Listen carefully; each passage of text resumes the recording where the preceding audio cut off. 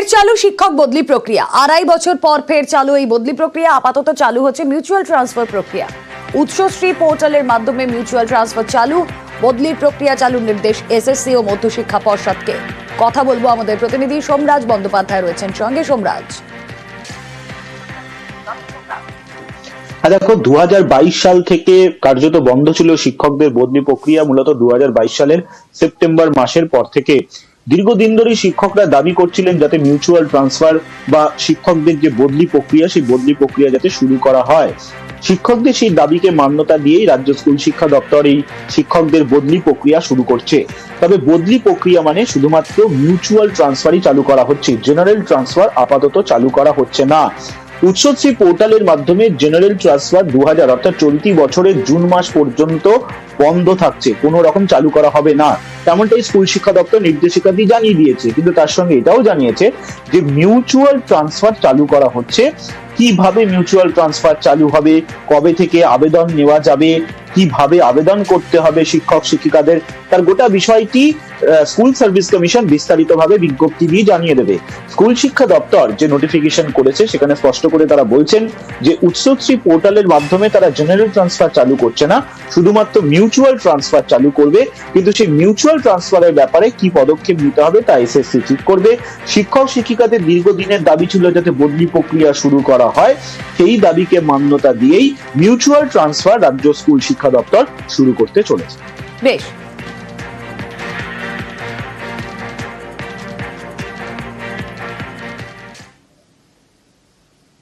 রাজ্যে বাড়ছে পাউরুটির দাম, অর্থাৎ আপনার ব্রেকফাস্ট হতে চলেছে এক্সপেন্সিভ।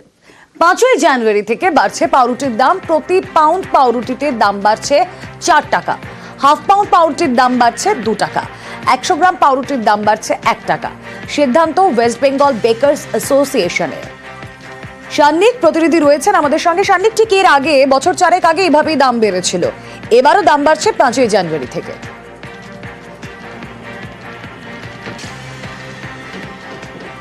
অতদিন হয়তো নয় রুমেলা, বছর 4 নয়, 2022 সালে শেষবার দাম বেড়েছিল পাউরুটির।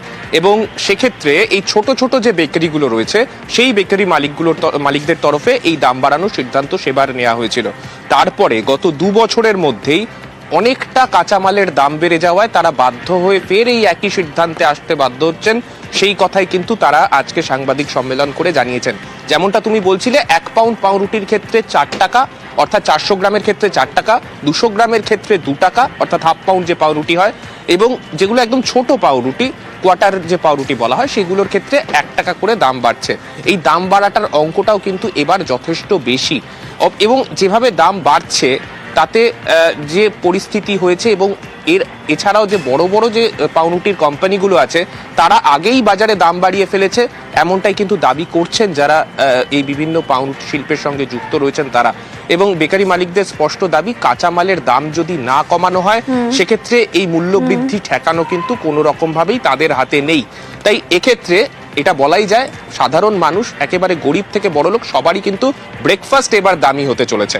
রুমেলা, বেশ, আরো একবার আমাদের দর্শকদের জানিয়ে রাখি, বাড়তে চলেছে পাউরুটির দাম। 5ই জানুয়ারি থেকে নয়া দাম কার্যকর, এবং এমনই সিদ্ধান্ত নেওয়া হয়েছে, দাম বাড়ার সিদ্ধান্ত নেওয়া হয়েছে ওয়েস্ট বেঙ্গল বেকার্স অ্যাসোসিয়েশনের তরফ থেকে।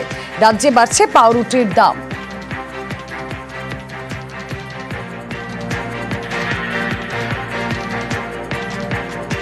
পাউরুটি বানানোর জন্য যে কাঁচামালের যেভাবে মূল্যবৃদ্ধি হচ্ছে, তার সাথে সাথে মূল্যবৃদ্ধির সাথে সাথে তালে তাল রেখে এবং বেকারি শিল্পের সাথে যেসব কর্মচারী বৃন্দ আর যেসব মানুষরা জড়িত তাদের প্রত্যেকের তো বাঁচার অধিকার আছে, তার সাথে জনহিতের কথা, দুটোকে মিলিয়ে আমরা এই সিদ্ধান্তে উপনীত হয়েছি কি আমরা 4 টাকা করে বাড়বো। আর এই দামটা এফেক্টেড হবে 5 জানুয়ারি 2025। শেখ হাসিনা নিয়ে এখনই কিছু বলার নেই, জানিয়ে দিল দিল্লি। শুক্রবার বিদেশ মন্ত্রকের মুখপাত্র রণধীর জয়সওয়াল জানিয়েছেন, 1 সপ্তাহ আগে বাংলাদেশের তদারকি সরকার শেখ হাসিনা প্রসঙ্গে ভারতের সঙ্গে যোগাযোগ করেছে, আর এই বিষয়ে এর বেশি দিল্লির তরফে এখন আর কিছুই বলার নেই।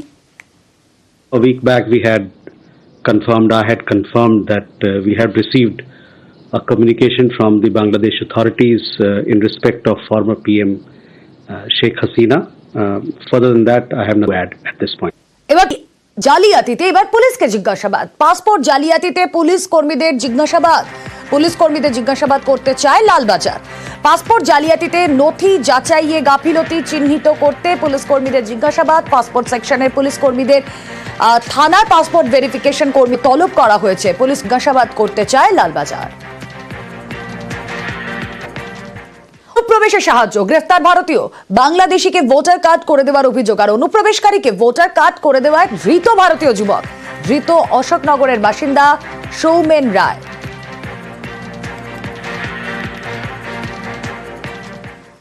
স্বরূপনগর, সেখানে গ্রেফতার 3 বাংলাদেশি। তারালি সীমান্ত এলাকায় ধৃত 3 বাংলাদেশি। বাংলাদেশে ফেরার সময় বিএসএফ এর জালে এই 3 জন।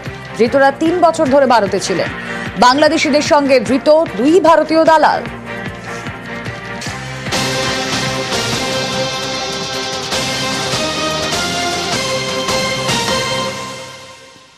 নদিয়ায় ধৃত 1 বাংলাদেশি। নদিয়ায় পুলিশের জালে 1 অনুপ্রবেশকারীও।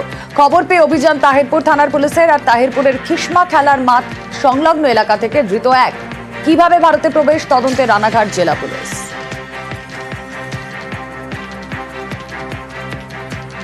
ইস্যু অনুপ্রবেশ আর তাতে তুঙ্গে তর্জা। সুর চড়িয়েছেন তৃণমূল সাংসদ কল্যাণ বন্দ্যোপাধ্যায়। কেন্দ্রীয় মন্ত্রী সুকান্ত মজুমদারকে আক্রমণ করেছেন তিনি। পাল্টা রাজ্যের তৃণমূল সরকারকে তোপ দেগেছেন সুকান্ত মজুমদার। দিল্লি পুলিশ মানে অমিত শাহর পুলিশ।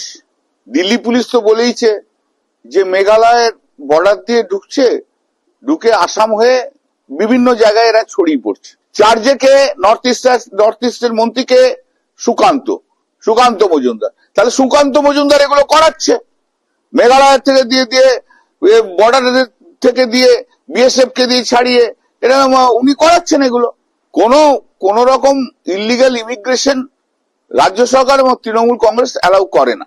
আর সুকান্ত তো জিতলই তো, 10,000 ওই ভোটে জিতলই তো ওই অনুপ্রবেশকারী বাংলাদেশিদের জন্য, ও জিতলই তো। তাই এই উগ্রপন্থীরা যেইখান থেকে ধরা পড়েছে, যে এলাকায় তারা শেল্টার পেয়েছে, সেই এলাকায় তৃণমূলের ভোট কত আর বিজেপির ভোট কত। তো বিজেপি যদি এই লোকগুলোকে ধোকাতো, তো বিজেপির এলাকা থেকে ধরা পড়তো। তো এরা ধরা পড়ছে তো সেই জায়গা থেকে যেখানে 100 জনের মধ্যে 99 জন তৃণমূল কংগ্রেসকে ভোট দেয়। পরিষ্কার কথা, তৃণমূলের হয়ে এরা ভোট ব্যাংকের রাজনীতি করে এবং তার পরিপ্রেক্ষিতে এদেরকে ভারত বিরোধী কার্যকলাপ চালাতে দেয় তৃণমূল কংগ্রেসের সরকার। সমবায় ভোটে বিস্ফোরণে এনআইএ চেয়ে মামলা। 2024-এর 8ই ডিসেম্বর তমলুক ঘাটাল সমবায় ভোটে বিস্ফোরণ। 2রা জানুয়ারির মধ্যে পুলিশের রিপোর্ট না মেলায় ক্ষুব্ধ। পুলিশ কেন রিপোর্ট দিতে পারলো না 2রা জানুয়ারি? সময় পেরিয়ে গেল। অর্ণব হাজরা প্রতিনিধি রয়েছেন সঙ্গে। অর্ণবের সঙ্গে কথা বলার চেষ্টা করব। তার আগে আরো একবার জানিয়ে রাখি, 2024-এর 8ই ডিসেম্বর তমলুক ঘাটাল সমবায় ভোটে বিস্ফোরণ। 2রা জানুয়ারির মধ্যে পুলিশের রিপোর্ট না মেলায় ক্ষুব্ধ বিচারপতি জয় সেনগুপ্ত। সমবায় ভোটে বিস্ফোরণে এনআইএ তদন্ত চেয়ে হাইকোর্টে মামলা। আগামী মঙ্গলবারের মধ্যে রিপোর্ট তলব হাইকোর্টে।